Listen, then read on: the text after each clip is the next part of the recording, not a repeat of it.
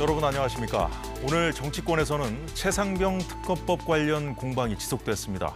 국회 운영위원회에 대통령실 관계자들이 나왔는데 야당 의원들이 대통령 경로설에 대한 집중 질의에 나서면서 대통령실의 입장도 들어볼 수가 있었는데요. 22대 국회 들어 여야 의원들이 처음 마주 앉은 운영위 모습 보고 시작하겠습니다. 박민국 의원님 말씀 좀 정리해 주십시오. 그러니까 좀 말씀 좀 그러니까 오늘부터 앞으로도 발생할 수 있는 아니 위원장 말씀 좀 정리해 주십시오. 나는 네. 뭐 위원장이랑 발언도 안 하겠지만 박찬대 대표님 지금 아니 의원 발언권을 줘놓고 이렇게 중간에 또 말씀하시는 건 또 뭡니까 그게? 예? 말씀 좀 정리해 주세요. 네. 이게 지금 대표님 말씀 협치입니까? 말씀 예? 좀 정리해 주세요. 예? 손가락질하지 마시고. 협치예요? 예? 그 지금 정리하고 있잖아 지금. 예?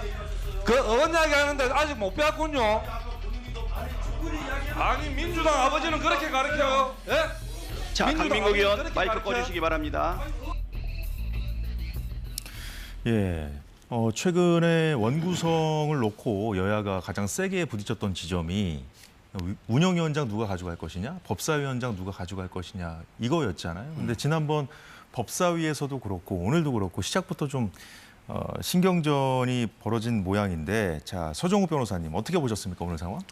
먼저 이제 그 운영위는 대통령실을 이제 그 주로 상대하잖아요. 예. 그래서 이제 그 집권 여당에서 위원장을 했던 게 관행이었습니다.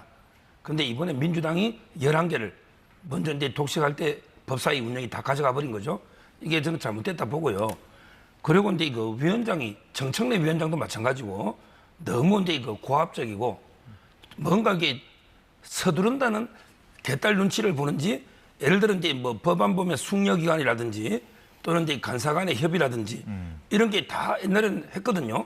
근데 요즘 이게 뭐에 그래 쫓기는지 막 일사천리로 밀어붙인다는 이런 이제 느낌이 들어요. 과연 이게 이렇게 해서 협치가 되겠습니까? 저는 위원장들이 좀 더 중립적인 자세에서 객관적으로 공정하게 진행을 해야 된다 이렇게 봅니다. 예. 장유미 변호사님, 지난번 법사위에서 이제 정청래 위원장하고 유상범 의원이 공개 설전을 벌였잖아요. 네. 그때도 사실 간사 선임도 아직 안 했는데 왜 이렇게 빨리 입법 추진을 하느냐, 네. 그거 갖고 이제 그렇게 다퉜던 것인데, 오늘도 이제 간사 선임을 하기 전에 운영위에서도 왜 이렇게 현안 질의를 서둘러서 하느냐, 이거 갖고 지금 부딪혔던 거거든요. 아마 간사 선임까지 기다려주고 이런 상황이 되면 민주당 입장에서는 국민의힘이 더 시간 끌기로 갈 거라는 그런 문제의식이 있었던 것 같습니다.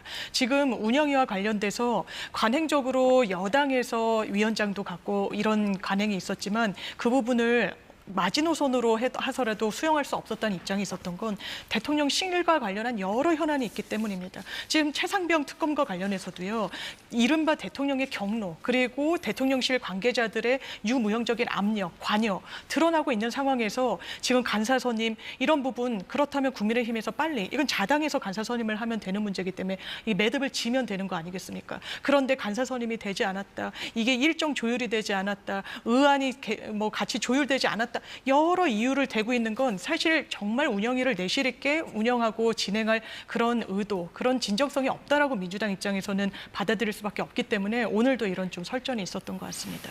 예, 여러모로 과거 상임위에서는 볼 수 없었던 그런 광경들이 펼쳐지고 있는데, 자 시작부터 이렇게 날선 신경전이 벌어진 운영위에서는 최혜병 사건과 관련해서 야당이 제기해온 대통령 경로설에 대한 대통령실의 기류도 확실히 볼 수 있었습니다. 지금 당일, 그러니까 7월 31일 11시 회의에서 윤석열 대통령에게 매우 모욕적인데, 대통령이 마치 매일 화나 내는 사람처럼 회의 시간에 수석 보좌관들에게 경론하는 사람처럼 보도가 되었는데, 왜 보좌관으로서 상의하지 않았습니까, 언론분들? 보통 너무 어이가 없을 땐 대답을 안 합니다. 예, 서정우 변호사님, 그 야당 의원들이 이제 보셨다시피 7월 31일, 지난해 7월 31일 날 이종섭 당시 국방장관에게 전화한 대통령실 유선 전화번호까지 공개를 했거든요. 화면은 안 나왔지만. 그래서 이제 이 사용 주체를 좀 밝혀달라. 그래서 해당 통화 이후에 대통령실이 전화 예선을 재배치했다는 의혹까지 제기하면서 그것이 이제 사실로 확인되면 증거 인멸까지 책임을 물을 수 있다. 이런 주장까지 폈거든요. 그런데 이제 김태효 국가안보실 제1차장 발언 보셨습니다만 경로설 자체가 지금 어이가 없다는 입장이네요. 저도 이게 그 경로라는 게 어디서부터 경로입니까? 예를 들어 이제 장관한테 좀 잘못했다 질책하면 이걸 경로로 봐야 됩니까? 경로라는 게 막 욕설 하고 화를 막 내야 경로인지 도대체 경로도 아니다. 이 기준이 어디까지인지 이게 제가 모르겠고요. 대통령이 차분하게 문제를 지적할 수도 있잖아요. 어떤 문제를. 예. 그럼 그걸 경로라고 합니까? 따라서 제 말은 그 경로라는 용어 자체가 좀 이게 부정확한 용어고 무엇보다 이제 그 경로 원인을 모르잖아요. 예를 들어 이제 그 최상병 그때 일병이 무리하게 수사하다가 이제 그 안타까운 죽음하니까 이제 그걸 질책했다고 하잖아요. 대통령이 그것 때문인지 아니면 이게 너무 수사 범위가 많으니까 이것도 이게 지적할 수 있잖아요. 대통령이 그런 것도 못합니까? 군 통수권자가 그런 것도 못합니까? 차분하게 지적할 수 있잖아요. 그럼 이제 밑에 또 분들이 재검토할 수 있는 거고. 따라서 저는 이걸 가지고 이게 계속 경로 가지고 공개하는 걸 내용도 모르면서 영문도 모르면서 왜 경로했는지 또 이게 경로했는지 아닌지도 모르잖아요. 어디까지인지 이걸 이게 문제 삼는 게 이해가 안 되고 통화도 그래요. 통화도 이게 대통령이 어떤 내용으로 통화했는지 뭐 도청을 한 거 이게 녹음한 것도 아니고 통화 내용 물론 이게 뭐 밥 잘 먹었냐 이런 건 아니겠지만 그러는 게 차분하게 또 물어볼 수 있잖아요. 국정을 하다 보면 이게 궁금한 거 우리 KBS도 사장이 뭐 국장들한테 전화해가 물어볼 수 있잖아요. 아니 대통령이 보좌진한테 전화해가 파악하는 게 잘못됐습니까? 이게 왜 문제가 되죠? 저는 경로하고 이게 통한 내용도 모르면서 이게 통한 그 자체를 가지고 자꾸 이게 문제 삼고 추측하는 거 이거 아주 잘못됐다 봅니다. 예. 경로인지 아닌지도 일단 따져봐야 되고 또 내용이 중요하다고 좀 말씀해 네. 주셨어요. 일단 대통령이 보좌진들한테 현안에 대해서 확인하실 수 있죠. 그리고 점검할 수 있습니다. 수사에 대해서는 그렇게 해서는 안 된다는 겁니다. 관계법령이 그렇게 돼 있습니다. 지금 경로했다라는 이야기가 왜 나왔냐면 박정훈 대령이 이 본인이 수사한 내용을 초동 조사한 부분을 경찰로 이첩하려고 할 때 대통령이 이른바 VIP가 경로했다라는 이야기를 본인의 상관인 김계한 사령관으로부터 들었기 때문입니다. 그게 작년 7월 31일입니다. 그 뒤로 대통령이 굉장히 최소한 경로가 있었는지 없었는지와는 무관하게 굉장히 언짢게 생각했기 때문에 그 이후에 이렇게 일이 벌어졌구나라고 이해되는 일들이 지금 발생하고 있는 거죠. 최근에 있었던 입법청문회에서도 이 국방보좌관이 그 국방부의 담당자에게 전화를 합니다. 그 당사자는 바로 13분 전에 대통령과 통화한 기록이 나왔습니다. 그리고 아무 관련이 없는 공직기관 비서관이 막 관여를 했습니다. 이게 그렇다면 그 위에 누구의 지시가 있었을 것인지 합리적인 추론이 가능한 겁니다. 그래서 그날 대통령께서 언짢아하시는 부분이 있었는지 당연히 야당 의원이 물을 수 있는 겁니다. 김태효 안보실 차장 뭐라고 이야기했습니까? 너무 어이없으면 대답하지 않는다라고 했습니다. 오늘 국회 운영위가 처음 열리고 그때 통상적으로는 참석하지 않는 민정수석까지 출석을 했을 때 야당으로서는 일말의 기대감이 있었던 겁니다. 왜냐하면 그래도 대통령께서 운영위와 관련해서 본인들의 참모진을 국회에 출석을 시키셨구나. 그리고 정진석 비서실장이 뭐라 그랬습니까? 이 정무 장관직까지 신설하겠다고 했습니다. 정무 장관직이 제일 신경 써야 되는 상대방은 누굽니까? 민주당인 겁니다. 야당이니까요. 그런데 야당 의원이 질의하는데 코웃음을 치면서 대답할 가치조차 없는다는 반응을 보인다? 이런 걸 협치라고 합니까? 말로만 협치를 하는 게 지금 여당의 모습 아닌가 생각됩니다. 예, 지금 여야 간에 공방이 계속 벌어지고 있는 이슈가 하나 더 있죠. 방통위와 관련된 것인데, 자, 야당이 김홍일 방통위원장에 대한 탄핵을 추진하고 있는 상황이지 않습니까? 방통위 2인 체제가 위법하다 이런 이유 등을 들어서 탄핵을 추진하는 와중에 오늘은 김홍일 위원장을 공수처가 강제 수사해야 한다고 촉구하기도 했어요. 자, 서 변호사님. 오는 8월이면 MBC 이사진이 이제 바뀔 가능성이 크잖아요. 그러면 이제 사장 교체도 이제 추진될 거고 좀 여야 간의 이 힘겨루기가 좀 더 치열해지겠어요, 갈수록? 아니 2인 체제가 이제 위법하면 그러면 이제 그 2명을 추천하면 되잖아요. 방통위는 이제 그 대통령이 2명 임명하고 그다음에 국회 3명 중에 국민의힘이 한 명 할 거고요. 예. 추천하면 되잖아요. 그런데 추천도 안 하고 계속 2인이 위협하다는데 2인이 왜 위협합니까? 이제까지 2인 체제로요. 의결한 게 대표적인 게 KBS 수신료 있잖아요. 예. 분리증수. 이런 것도 2인 체제에서 의결했는데 헌법재판소가 합헌이다. 이랬지 않습니까?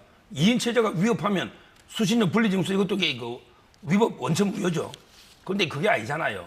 따라서 이제 그 합의제 기관에서 한 명이면 문제지만 제가 보기에 2명 이상일 때는 아무런 법적 문제가 없고 그다음에 민주당은 지금이라도 추천해라. 추천을 안 하면서 계속 2인이 문제라는 거. 이 말은 방통위를 무력화시키겠다. 방통위가 없으면 어떻게 되죠? 모든 방송에 인허가나 여러 가지 정책이 올 수도 됩니다. 예. 그렇잖아요. 따라서 무책임하게 자꾸 2명이 위헌이다. 또는 4명 아니면 의견 못하게 법을 만들겠다. 이런 데 또 탄핵하겠다. 이런 데 무책임한 행동하지 말고 자기들이 법에 부여받은 2명만 추천해라. 다만 자격 요건이 되는 옛날처럼 최민희 의원처럼 이해충돌되는 이런 분 추천하지 말고 자격 요건 되는 분만 추천해라. 이렇게 저는 봅니다. 본질은 뭐라고 보세요, 그러면? 본질은 이제 방통위를 무력화시켜서 결국 이제 MBC라든지 자기들이 이제 그걸 막겠다는 거죠. 대통령 임명권을. 그래서 이제 법을 바꿔가지고 시민단체나 학계가 이제 한 20몇 명이 하면 영구 우리가 방송을 장악하겠다. 이런 의도로 저는 보죠.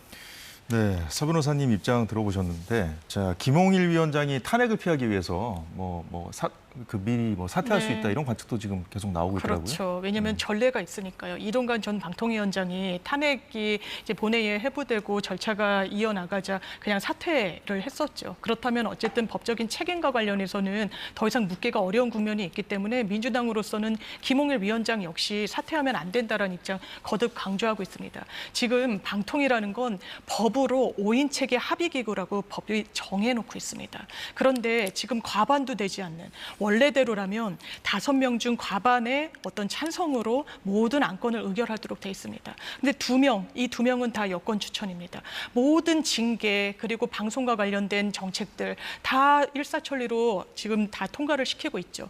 그리고 헌법재판소 이야기하셨지만 지금 법원에서 여러 집행정지 신청이 들어오고 있습니다. YTN 지분 매각과 관련해서도 이 관련 항고심에서는 재판부가 이건 5명의 합의제 기구인데 2인이 하는 부분에 대해선 위법한 부분이 절차적으로 있어 보인다라고 이야기했습니다. MBC의 박문진 이사진 교체 문제와 관련해서도 유사한 판결을 내린 바가 있습니다. 이런 위법성을 두고 이건 여야를 떠나서 계속 조치를 그냥 방기하는 것이 맞는 것인가? 그리고 의도적으로 이런 2인 체제에서 더 개선하지 않고 있는 게 김홍일 방송위 체계의 어떤 문제점이 아닌가? 그래서 지금 탄핵까지 왔고 그 부분과 관련한 정확한 법적인 평가가 있어야 된다는 게 민주당 입장입니다. 예, 어떻게 해서 방통위가 2인 체제가 됐는가에 대해서는 또 여야가 또 서로 책임을 떠넘기고 있는 상황이기 때문에 어쨌든 이 방통위 담당하는 과방위에서도 협치가 빨리 좀 시급히 필요한 상황이라고 볼 수가 있겠는데요.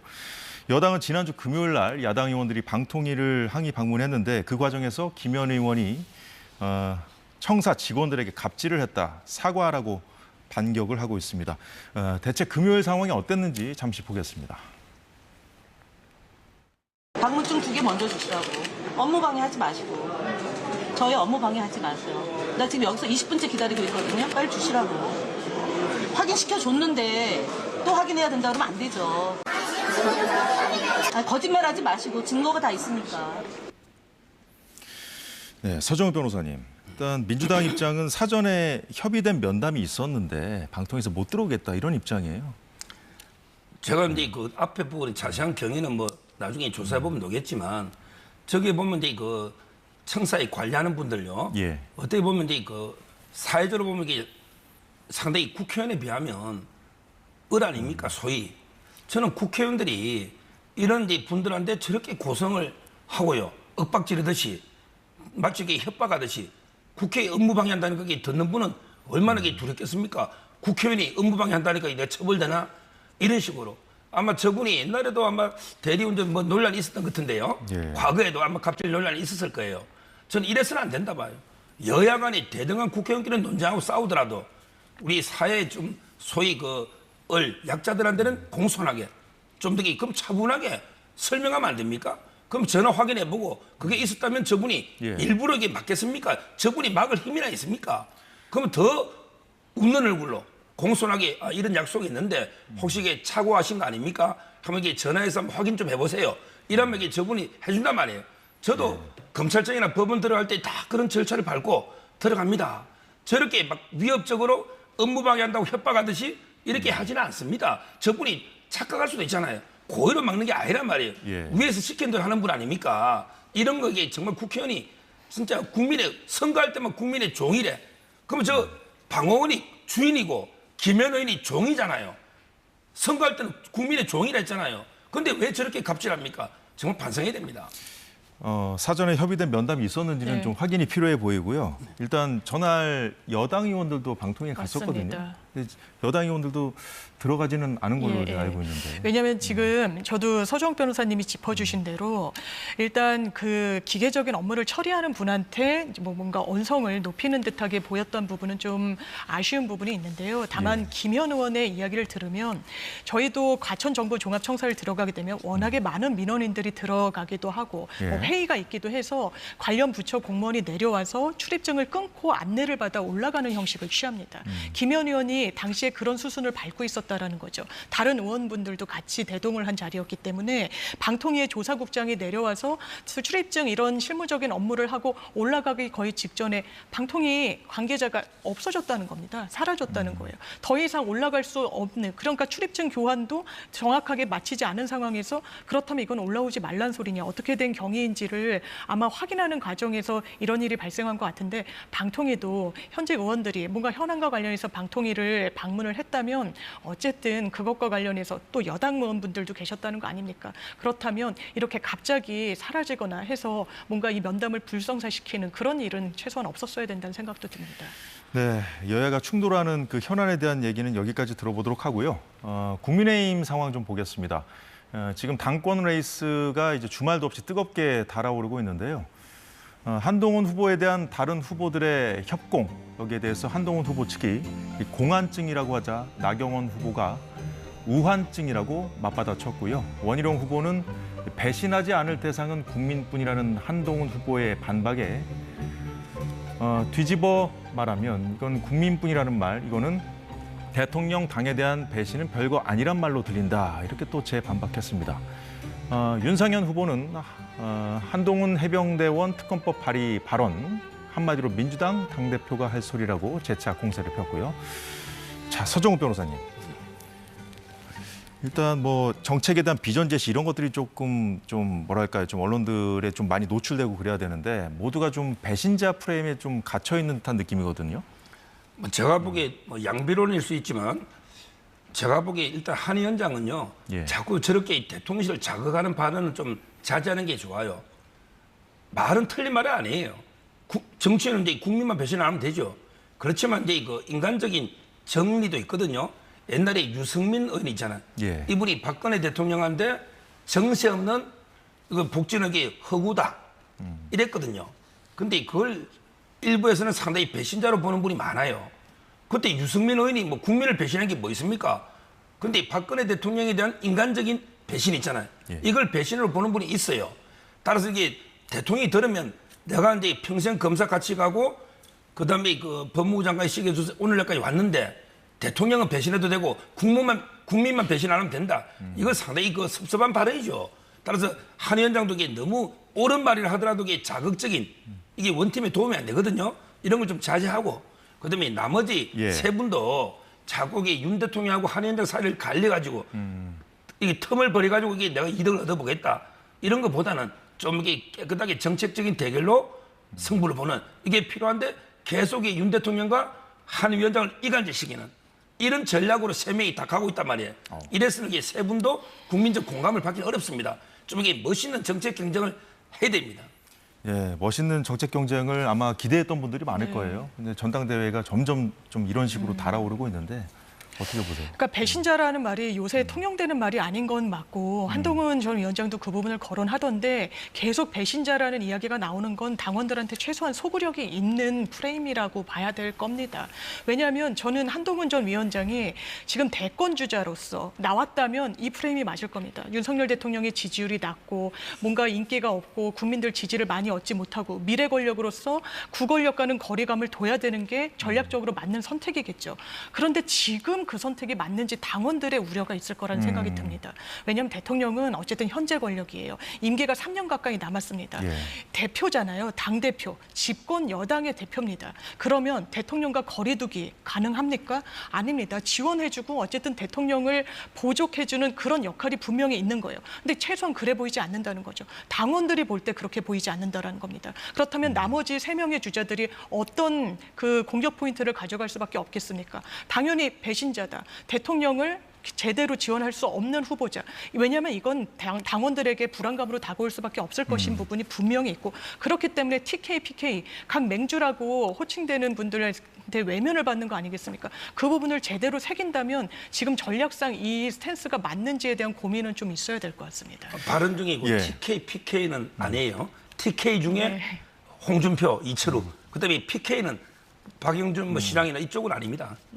박형준 시장으로 만났잖아요. 네, 예, 그럼 다 만났습니다. 이게 TK만 해요. 예, 오늘 새벽에 한동훈 전 위원장, 한동훈 후보가 페이스북에 올린 글이 또 언론의 주목을 받았어요.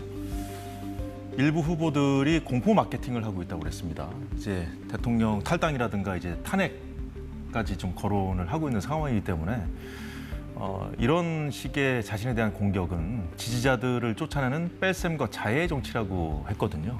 점점 갈등의 골이 좀 깊어지는 것 같아요. 그러니까 저는 이제 그 엄중 중립이라고 계속 천명하는데요. 제가 볼 때 또 양변으로 갈 수밖에 없는 게요. 예. 한 위원장이 저 말도 이게 맞다고 봐요. 지금 흥행을 원래는 했는데 지금은 이제 오히려 걱정이 돼요. 과연 이게 전당대회 끝났을 때 상처가 치유될 수 있을지 네. 이미 위험 수위가 서로 아슬아슬하게 보이거든요. 예. 따라서 이제 뺄셈 자해 정치는 맞고요. 그러기 위해서는 이제 그 한동훈 위원장도 본인이 그럴 수 있잖아요. 지금 이게 당대표입니다. 그냥 윤석열 정권 지키고 성공을 위해서 예. 일체가 돼서 그 협조하겠다. 이런 발언도 좀 해야죠. 근데 계속 국민만 배신이고 뭐 아니다. 그리고 이게 수평적 당정 관계다. 예. 또는 이게 건강한 긴장 관계다. 이런 말씀 하시잖아요. 좀 이게 윤 대통령 입장도 생각하는 집권당의 대표라면 이 발언도 좀 하면서 더 나아가야지 너무 이게 한쪽으로만 가니까 걱정이 되는 거예요. 어떻게 들으셨어요? 아니 본인은 뺄셈 정치라고 다른 경쟁 주자들을 공격하는데 저는 한동훈 전 위원장이 그러면 덧셈 정치하고 있는지 한번 물어보고 싶습니다. 왜냐하면 본인도 금도를 넘은 비판을 상당히 많이 하고 있어요. 이를테면 원희룡 전 장관에 대해서 박근혜 전 대통령 탄핵 국면에서 탈당하지 않았냐. 이런 거는 저는 자당에서 나올 수 있는 공격은 좀 아니지 않나라는 생각이 좀 들고요. 그리고 한동훈 전 위원장 비교적 가볍다는 인상 강력하게 주고 있는 부분이 있습니다. 방송에서 쓰기 어려운 뭐하다, 뭐 후지다란 말 정도는 뭐 방송에서 할 수 있겠지만 더 굉장히 좀 가벼운 언사를 그것도 자당의 경쟁자들한테 하고 있다는 부분들. 왜냐하면 본인은 선두주자로서 어느 정도 여유를 가져가면 더 큰 포용력과 확장력을 보여줄 수 있을 것 같은데 그러기에는 너무 정치적으로 조급해하고 있는 게 아닌가 좀 아쉬운 부분이 있습니다. 예, 국민의힘 전당대회 관련 소식은 오늘 마지막 코너에 윤상현 후보가 나오거든요. 거기서 자세히 다뤄보기로 하고요. 오늘 두 분 말씀은 여기까지 듣겠습니다. 수고 많으셨습니다. 감사합니다. 감사합니다.